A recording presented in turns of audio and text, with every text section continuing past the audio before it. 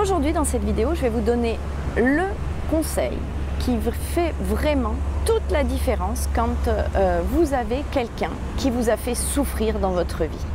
Que ce soit affectif, que ce soit professionnel, que ce soit familial aussi, parce qu'il arrive souvent que ce soit au niveau des parents ou des enfants qui a un problème. Donc c'est un outil vraiment extraordinaire et qui est très simple, mais surtout fait énormément de différence dans la vie de tous mes patients que j'ai eus en sophrologie et aussi de tous les clients que j'ai eus en astrologie et qui mettent en pratique cet outil.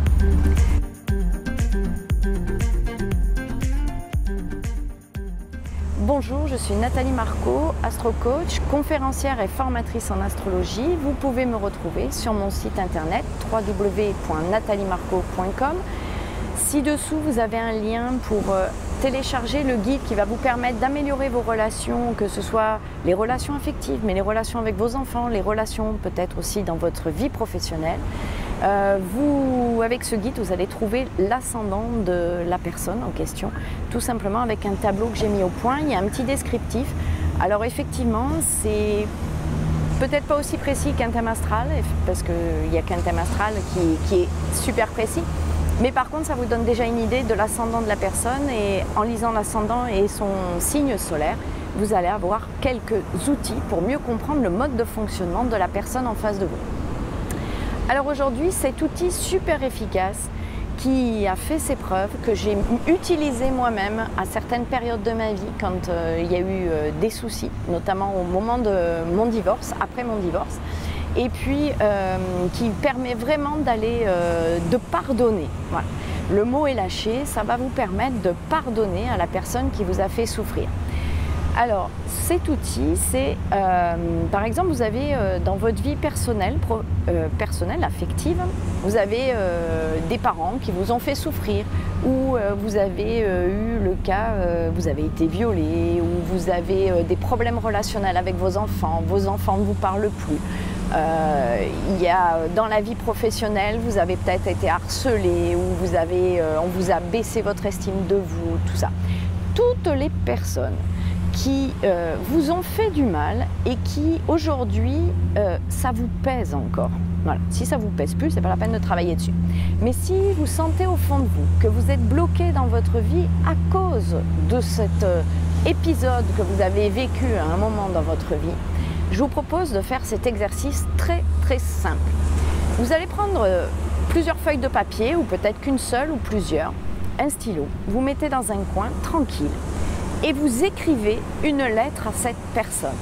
Et cette lettre, elle peut faire 1 page, 2 pages, 10 pages, 20 pages, comme vous en avez envie. Mais c'est surtout que je vous conseille, mais vivement, et c'est là où il y a tout le secret de cet acte symbolique, c'est de dire à cette personne tout ce que vous avez sur le cœur. Et vous pouvez vous lâcher, et vous pouvez vous lâcher d'autant plus que cette personne ne recevra jamais cette lettre, d'accord? Donc si vous voulez le traiter de grosse conne, de gros con, de tous les noms d'oiseaux possibles et inimaginables, et surtout dire au fond de vous tout ce que ça vous a blessé, cette situation, ces paroles, tout ce qui a été fait, dit, le mal à quel point ça vous a fait, vous écrivez tout ça. Ensuite, on peut le faire aussi même pour les personnes qui sont décédées. Peut-être que vous avez un parent ou un frère, une sœur qui est décédé, ou une tante, ou je ne sais pas, n'importe qui serait décédé autour de vous, un chéri, et vous n'avez pas eu le temps de lui dire ce que vous aviez sur le cœur, ou vous regrettez de ne pas lui avoir dit plus de choses. Eh bien, vous faites la même lettre, vous faites la même chose. Vous lui écrivez tout ce que vous auriez envie de lui dire, tout ce que vous auriez voulu lui dire et que vous ne lui avez pas dit. La seule différence, c'est que quand vous faites cet acte symbolique, ce courrier, à une personne qui est vivante, vous allez, une fois que vous avez bien craché tout votre venin, tous vos blocages, toute votre haine, tout ce que vous avez sur le cœur, vous allez brûler cette lettre. Vous allez brûler cette lettre en faisant attention à ne pas mettre le feu chez vous, ni à la campagne. Vous allez brûler cette lettre et vous allez récupérer les cendres de cette lettre pour les jeter à l'extérieur de chez vous. Dans le caniveau si vous habitez en ville, à la campagne, dans une rivière, au bord de la mer, si vous vivez au bord de la mer, où vous voulez, mais à l'extérieur de chez vous et à l'extérieur de votre propre jardin. Donc ça, c'est quand la personne aujourd'hui est encore vivante.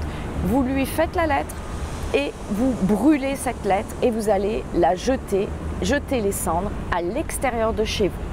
Quand la personne est décédée, vous faites pareil, votre courrier, généralement c'est plutôt des regrets, c'est plutôt des lettres moins de haine, on va dire, quand les personnes sont décédées, mais il peut y avoir de la haine aussi.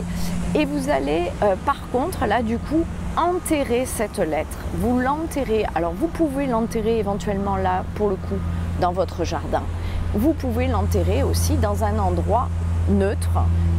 Vous creusez et vous enterrez cette lettre et vous la laissez se décomposer. Vous n'y revenez plus, vous n'y retouchez plus à cette lettre. Et vous allez voir que petit à petit, avec le temps, généralement dans la semaine et le mois à venir, voilà, des fois au bout de 8 jours, déjà les personnes se sentent mieux, mais c'est surtout dans les, on va dire, 15 jours à 1 mois après avoir fait cet acte symbolique, et ben je vous promets que mes patients se sentent vraiment beaucoup mieux. Moi je l'ai fait par rapport à ma relation familiale avec ma mère, avec ma sœur, avec mon père aussi, et aussi avec mon ex-mari après le divorce, quand j'ai eu des soucis avec lui.